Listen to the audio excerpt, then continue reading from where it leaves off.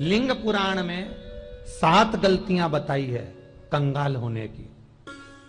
ये गलती अगर आपने भी करी है तो जिंदगी में कितना भी पुण्य करोगे उसका फल नहीं है। आज की कथा को लिखकर रखना, शायद तुम्हारी जिंदगी संवर जाए। लिंग पुराण में 7 गलतियां बताई है व्यक्ति को बर्बाद होने की। पहली गलती है, उसमें से अगर आप स्वीकार कर रहे हैं ये गलती तो समझ लो कि गलती आपने करी है।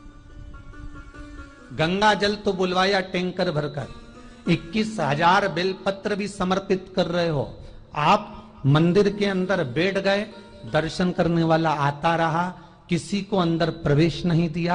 आप गंगा जल चढ़ाते रहे, आप बेलपत्र चढ़ाते रहे, आप स्वयं पूजन करते रहे, और दूसरा व्यक्ति ना जाने किस भाव से, किस रूप में आकर भगवान की सेवा करना चाहता था। पंडित जी ने आपके चक्कर में उसको जल नहीं चढ़ाने दिया, पंडित जी ने आपके चक्कर में उसको बेलपत्र नहीं चढ़ाने दिया। पहली गलती यह हो गई कि भगवान के भक्त को भगवान से दूर कर दिया गया। अब उठा लो श्रीमद् भागवत कथा। 2 देवताओं ने गलती करी थी। एक ब्रह्मा जी ने गलती करी थी कि गाय बछड़ों का हरण कर लिया था। 1 वर्ष होने में 1 दिन था तब ब्रह्मा जी ने गाय बछड़े वापस दिए थे। दूसरी गलती इंद्र ने करी थी, जल वृष्टि करी तब भगवान कृष्ण को गोवर्धन पर्वत उठाना पड़ा। दोनों देवताओं ने गलती करी, पर भगवान कृष्ण ने इंद्र को क्षमा कर दिया पर ब्रह्मा को क्षमा नहीं करा। क्यों नहीं करा? क्योंकि इंद्र को क्षमा इसलिए करा क्योंकि इंद्र ने जब जल वृष्टि करी तो सारे ब्रजवासियों को भगवान के चरणों में लाकर छोड़ दिया। सारे ब्रजवासी गोवर्धन पर्वत के नीचे आकर बैठ गए, भगवान के चरणों में आ गए। और ब्रह्मा ने जो गलती करी वो ऐसी गलती करी कि भगवान से गाय और बछड़ों को दूर कर दिया। जो भगवान से भगत को दूर कर दे उसको शंकर कभी क्षमा नहीं कर सकता। इसलिए बर्बादी का पहला कारण आप भक्त और भगवान में दूरी बना दी। दूसरा कारण, भगवान की जब पूजन कर रहे हो, 21,000 बेलपत्र चढ़ा रहे हो, गंगा का जल चढ़ा रहे हो, चंदन चढ़ा रहे हो, अबीर चढ़ा रहे हो, गुलाल चढ़ा रहे हो, तो तुम्हारे भीतर ये अहंकार, जब तुम पूजन करके उठो तो उठते समय तुम्हारे भीतर अभिमान नहीं होना चाहिए कि मैंने जो अनुष्ठान करा उसके बराबर कोई नहीं कर सकता। तीसरा कारण कहा कि भगवान की सेवा तो आप कर रहे हो, भगवान की चाकरी में तो आप लगे हो, भगवान की आराधना भी कर रहे हो, दिया भी लगा रहे हो, धूप बत्ती भी लगा रहे हो, स्नान भी करा रहे हो, पंचामृत स्नान भी करा रहे हो, सारी पूजन अर्चना सब तुम कर रहे हो।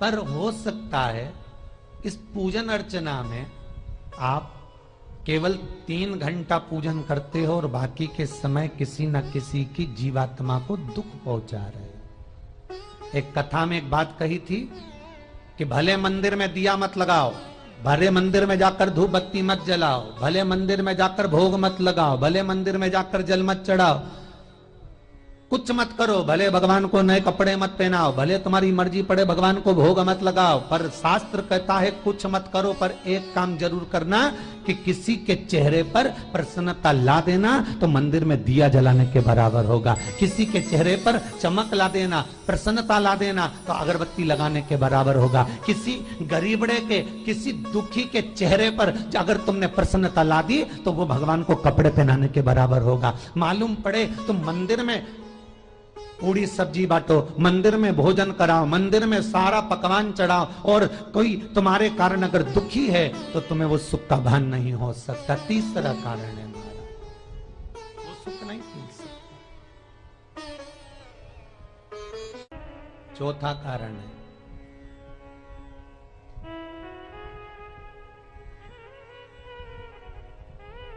महाराज, जिस मंत्र को पढ़ा जा रहा है, जिस मंत्र का स्मरण किया जा रहा है,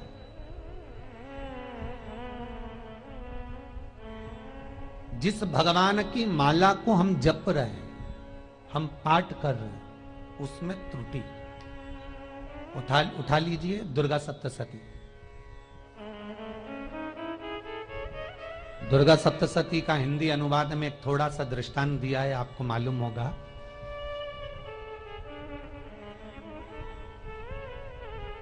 एक जजमान सप्तशती का पाठ कराते थे नवरात्रे में। नवरात्रे पूरे होते थे और उनकी पत्नी मर जाती थी। सप्तशती के अंदर लिखा है, बहुत ध्यान से सुनिएगा। दुर्गा सप्तशती का पाठ कराते थे और पत्नी नवरात्रे के बाद 4 महीना 3 महीने के बाद मर जाती थी। बहुत दुखी था सेठ। एक शादी करी, दूसरी करी, तीसरी करी, चौथी करी, चौथी पत्नी भी मर गई। बहुत दुख हुआ। आज वो गुरुजी के पास चले गया, गुरुदेव, गुरुजी, गुरुदेव, गुरुदेव। गुरुजी बोले क्या हो गया? सेठ जी बहुत दिनों के बाद आ रहे हो, क्या बात है गुरुदेव? मेरे को एक बात समझ में नहीं आती कि मैं नवरात्रे में सप्तशती का पाठ कराता हूं, देवी जी का यज्ञ करवाता हूं, माता रानी को चूनर पहनाता हूं, उनको सुंदर बिछुड़ी, पायल, चुनरी सब पहनाता हूं, कन्याओं का भोजन करवाता हूं, भंडारा करवाता हूं, जवारे बोता हूं, अखंड ज्योत लगाता हूं, पर नवरात्रि जैसी पूरी होती है उसके 2 महीने 3 महीने बाद मेरी पत्नी क्यों मर जाती है? 4 पत्नियां मेरी मर चुकी हैं, 5वीं मैंने शादी करी है। गुरुदेव आप कृपा करिएगा, कुछ तो बता दीजिए, कुछ करुणा कर दीजिए।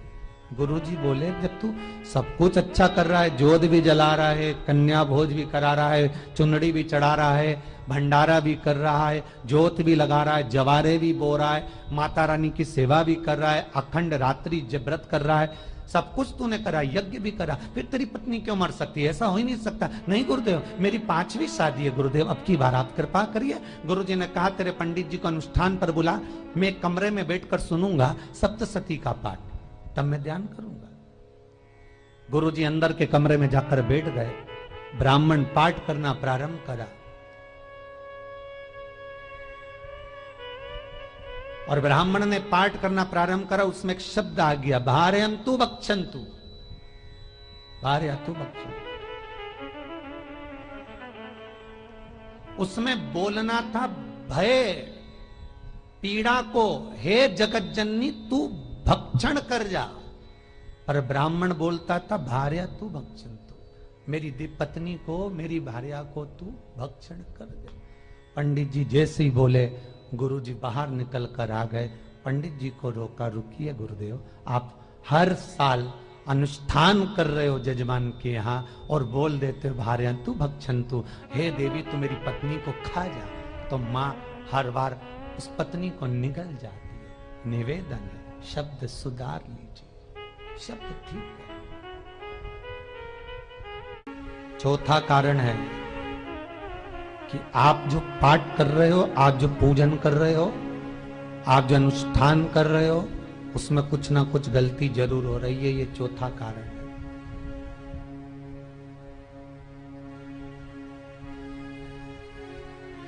एक बार पूरे घर के लोगों को बिठाओ, अपने घर के लोगों को, मम्मी से पूछना मम्मी तुम कौन कौन सा पाठ करती हो? एक बार मम्मी से पूछना, फिर एक बार पापा से पूछना, पापा आप कौन कौन सा पाठ करते हैं सुबह? फिर बहू से पूछना, भाभी आप कौन कौन सा पाठ करती हो? फिर छोटी दुल्हन से पूछना, छोटी दुल्हन तुम कौन कौन सा पाठ करती हो? भैया आप कौन कौन सा पाठ करते हो? आप कौन कौन सा पाठ करते हो? पूछना। जब घर के अंदर बड़ी बहू अलग तरह का पाठ कर रही है, छोटी बहू अलग तरह का पाठ कर रही है, मंजली बहू अलग तरह का पाठ कर रही है, माँ अलग तरह का पाठ कर रही है, पति अलग तरह का पाठ कर रहा है, तो उसका जो प्रभाव है, कौन सी चीज कहां टकरा रही है जिसके कारण घर में रोग इतना है कि कोई सही होने वाला ही नहीं है।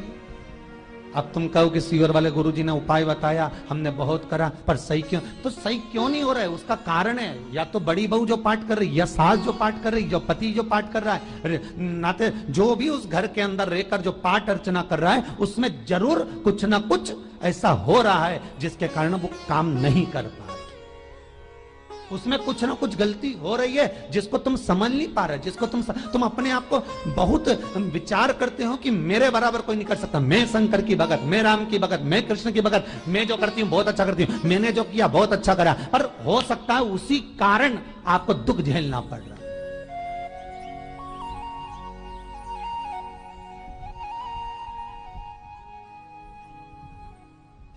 उसी के कारण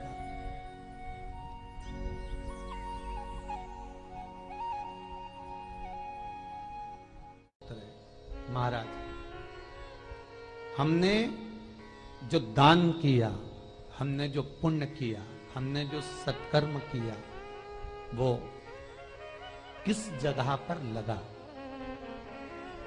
पांचवा सूत्र,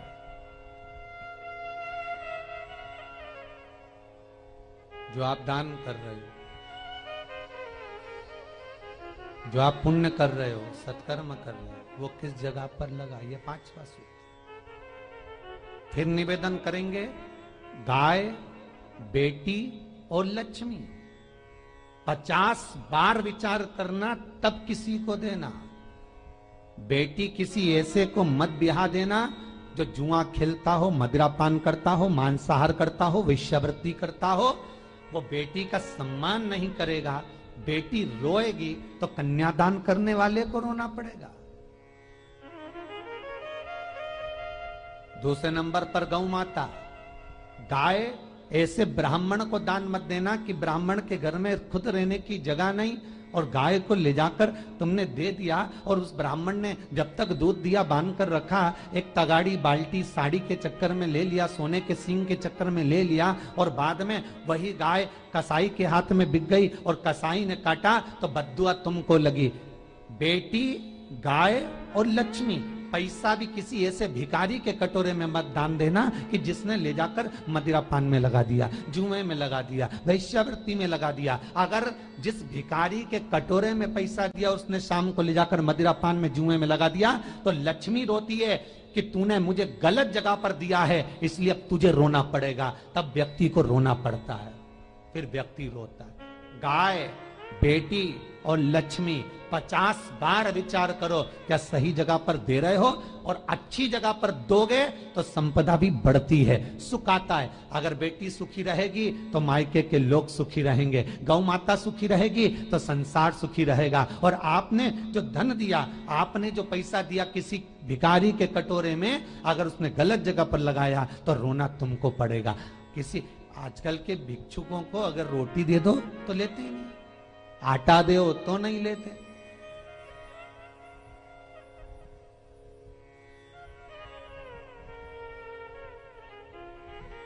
पहले के समय में जो भिक्षुक आते थे ना, तो रोटी बनी हुई मांगते थे। बूढ़ी बूढ़ी माताएं जानती होंगी, चिमटा बजाकर, घुंघरू बजाकर कहते थे भोजन, तो 2 रोटी निकाल कर दे दी जाती थी घर से। लो बाबा, तो माता इतना प्रेम रखती थी, केवल रोटी नहीं देती थी, बाबा बैठो हम सब्जी ला कर देते। इतना प्रेम था बुजुर्ग माताओं का, बैठो। और आज के जमाने में अगर रोटी दे दो तो फेंक दे नली में ले जाके, पैसा चाहिए। क्यों? शाम को पीने के लिए चाहिए ना, मदिरा पान के लिए, मांसाहार के लिए, जुए के लिए, वैश्यावृत्ति के लिए धन चाहिए।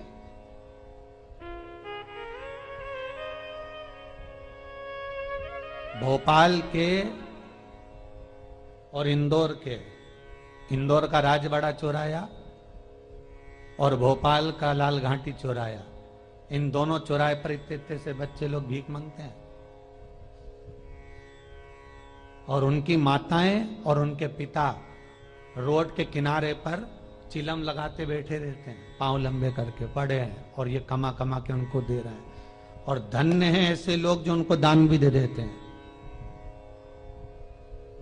जिसको जरूरत है उस तक कुछ नहीं पहुंचता। अभी भी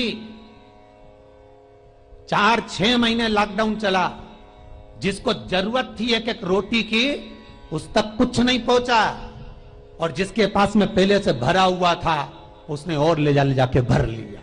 जिसको जरूरत थी उस तक नहीं पहुंचा। अभी ठंड आ रही है, बहुत सारी संस्थाएं कंबल बांटेगी, रेलवे स्टेशन पे लोगों को कम्बल उड़ा रहे हैं, कोई सो रहा है जमीन पर उसको कम्बल उड़ा रहा है, बस स्टैंड पे चले गए कोई रोड पे सो रहा है कम्बल उड़ा रहा है, तो इतना बड़ा नाम चलेगा कि उनने कम्बल उड़ाए, कम्बल उड़ाए, कम्बल उड़ाए। और वो कम्बल जिसको उड़ाया वो दूसरे दिन जाकर कपड़े की दुकान पर बेच के आ गया, 200 रुपए लिया, रात को पीकर फिर सो गया, क्योंकि फिर कहीं कहाँ आएगा, फिर उड़ा के चले जाएगा, क्योंकि इन्होंने तो ये करके रखा है कि नाम कमाना है तो कम्बल उड़ाए जाओ।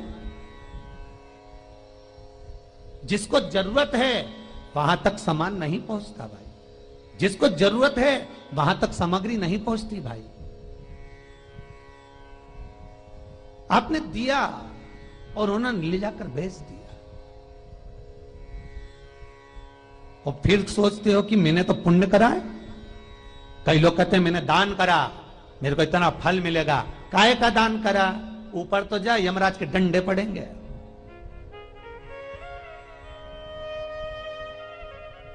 रेल में, ट्रेन में आप बैठ जाओ, रिजर्वेशन कोच में, छोटे छोटे लड़के आते हैं अपना कपड़ा उतारते हैं। सही बोलना रे भाई, जितने लोग टीवी पर कथा सुन रहे हो, छोटे छोटे बच्चे अपना कपड़ा उतारेंगे और पोछा लगाएंगे रेल की बोगी में। जब गवर्नमेंट ने स्वीपर रख रखे हैं तो तुम्हें अंदर आने का किसने कहा? कौन ने कहा कि तुम अपना कपड़ा उतार के पोछा लगाओ? और वो अपने शरीर का कपड़ा उतार कर पोछा लगाता है, आपके आगे हाथ फैलाता है, आप 1-1, 2-2 रुपए दे देते हो। वो अगले स्टेशन पर उतरता है, कोई सूंघने की सामग्री लेता है, सूंघ सूंघ के वो बर्बाद हो जाता है और कहीं कूद कर मर जाता है। उसके मरने में 1 रुपया तुम्हारा भी लगा है, इसलिए नरक तुमको भी भोगना पड़ेगा, क्योंकि उसके मरने में तुमने हेल्प करी है।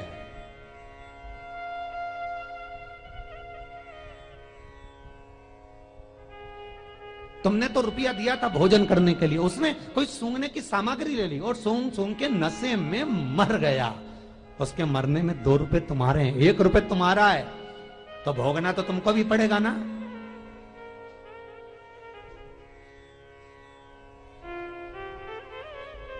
कहीं अच्छी जगह लगाओ, सत्कर्म की ओर लगाओ, तो सुख का आनंद कुछ और ही होगा, सुख का आनंद कुछ और ही प्राप्त होगा। हमारा धर्म, हमारा पुण्य, हमारा सत्कर्म। 5वां कारण अपनी पुस्तिका में लिखकर रखना, तुम्हारे दुख का 5वां कारण क्या है? क्यों तुम करोड़पति से रोड़पति बन गए? तुम्हारे यहां पर 4-4, 5-5 गाड़ी थी, खूब वैभव था, खूब धन था, फैक्ट्रियां चल रही थी, सत्ताएं चल रही थी।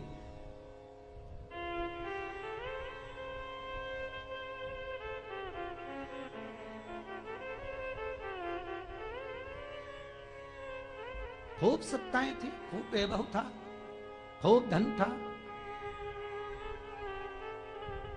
पर कुछ भी नहीं, सब धरा की धरा रह गए।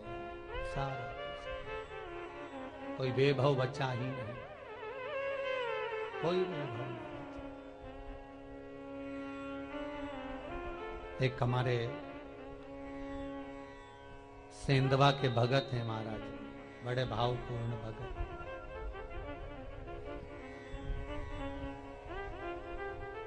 वो कहे गुरुजी हम बड़े दुखी हैं, बड़े कष्ट में। हमने कहा कष्ट का कारण कुछ ना कुछ जरूर होगा, दुख का कारण जरूर कुछ ना कुछ होता है। कहने लगे गुरुजी हमारी तो जीनिंग चलती थी, खूब फैक्ट्रियां चलती थी, इतना जीनिंग फैक्ट्रियां थी, इतना चलता था।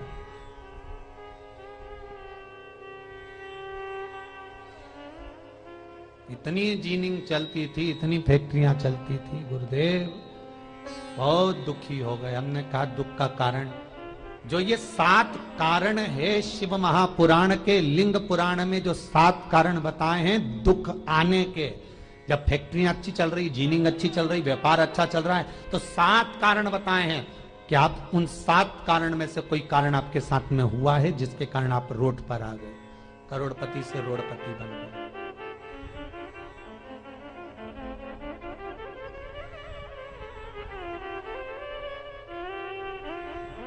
कभी कभी नगर में, गांव में सभी का व्यापार एक साथ समाप्त हो जाता है। कभी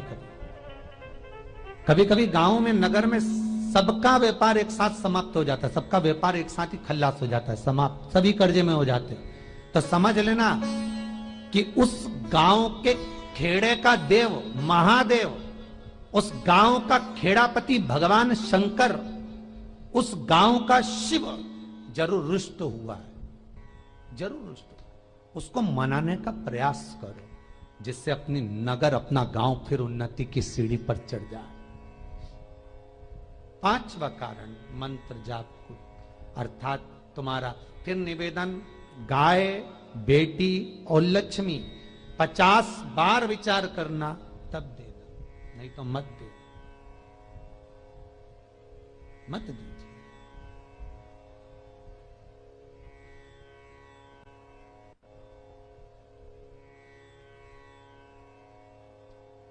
और महाराज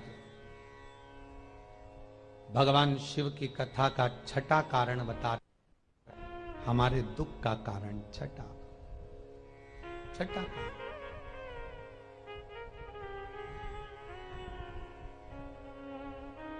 आदर सम्मान में कमी। घर के जो बड़े हैं, घर के जो बुजुर्ग हैं, घर के जो आदरणीय हैं, उनका सम्मान नहीं कर पाए। सुंदर कहा, जिस घर में माँ बाप की इज्जत नहीं होती, उस घर में देखना कभी बरकत नहीं होती।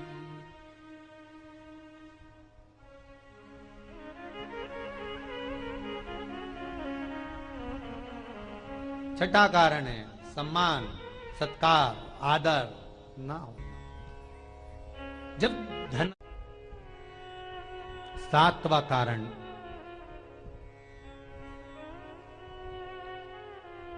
ये अंतिम कारण है। जितने लोग कर्जे में, लदालू में, जितने लोग दुखी हैं, जितने लोग तकलीफ में, आज की कथा को बहुत दिल से सुनना, अपनी गलती को जरूर छांटना। मुझे विश्वास है मेरा भोलेनाथ, आप अगर गलती को स्वीकार कर लोगे तो शंकर वापिस आपको करोड़पति बना देगा, लखपति बना देगा। शंकर आपके भंडार फिर भर देगा। 7 कारण में से अपनी गलती को जरूर छांटना साहब कि आपने गलती कौन सी करी, और अपनी गलती को छांट ले, यही सबसे बड़ी बात है ना। लोग सुनने के बाद भी नहीं छाटेंगे, नहीं मैंने तो कुछ करा ही नहीं, मैं तो कुछ कर ही नहीं, बस मैं ही तो है, हरी जगदम्बा वो मैं ही फंसा है बीच में।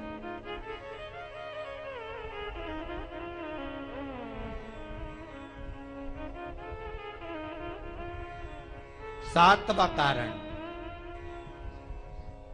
महाराज, किसी का बेकार धन हमारे घर में आ जाना। एक कथा बहुत सुंदर है। एक गांव में एक व्यक्ति रहता था, खूब अच्छी कमाई करता था। पत्नी ने कहा तुम्हारे पास कमाई अच्छी हो रही है तो ये पैसा तो कोई चुरा के ले गया तो पति बोला क्या करना चाहिए, तो एक काम करता हूं, बाजार से कोड़ियां खरीद लेता हूं। कोड़ियां जानते हो, वो ऐसे बच्चे लोग खेलते हैं, कोड़ी खरीद लाता हूं। अब गांव का व्यक्ति रोज कोड़ियां खरीद के लाए, उनके यहाँ बोरे पे बोरे भरा गए, बारदान पर बारदान भरा गए, पूरा कमरा कोड़ियों से भरा गया। एक दिन राजा बीमार पड़ गया। राजा बीमार पड़ा तो राजा को वेदों ने, डॉक्टरों ने कह दिया इसका एक ही इलाज है, कोड़ियां लाई जाए, कोड़ियों को जलाकर राख बनाई जाए, वो राख राजा के शरीर पर मली जाए। राजा के शरीर पर जब राख को मलेंगे तो राजा ठीक हो जाएगा। राजा ने अपने दूतों से कहा जाओ नगर में कोड़ियां देखो। राजभवन में देखा तो कोड़ी नहीं थी, बाजार में देखा तो कोड़ी नहीं थी, सारा मार्केट घूम लिया, चारों तरफ के राज्य देख लिया, कोड़ी नहीं मिली। राजा ने दूतों से पूछा बात क्या है। दूतों ने बाजार वालों से पूछा भैया कोड़ियां क्यों नहीं है।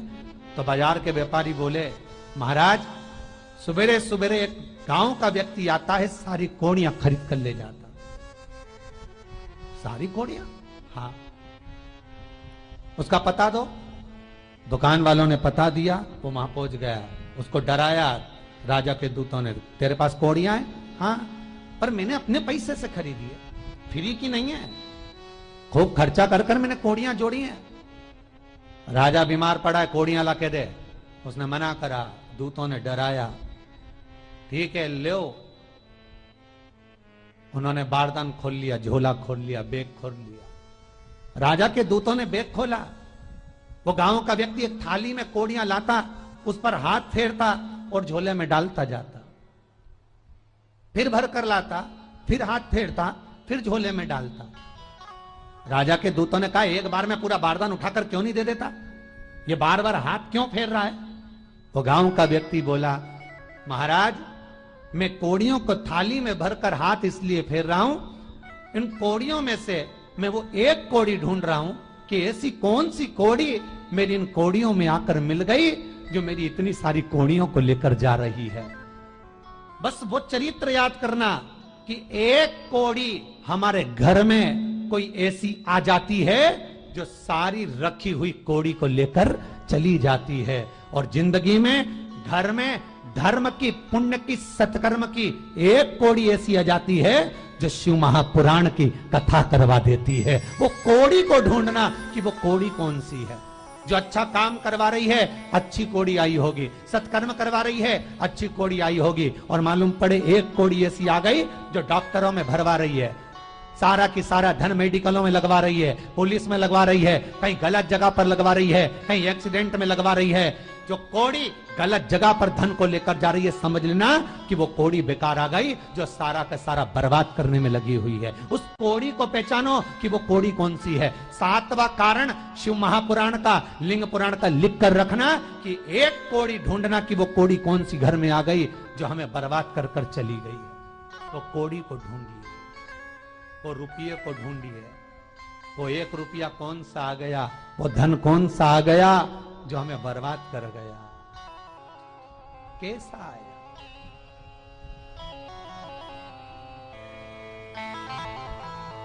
धन कौन सा आ गया ऐसा जो हमें बर्बाद कर दे।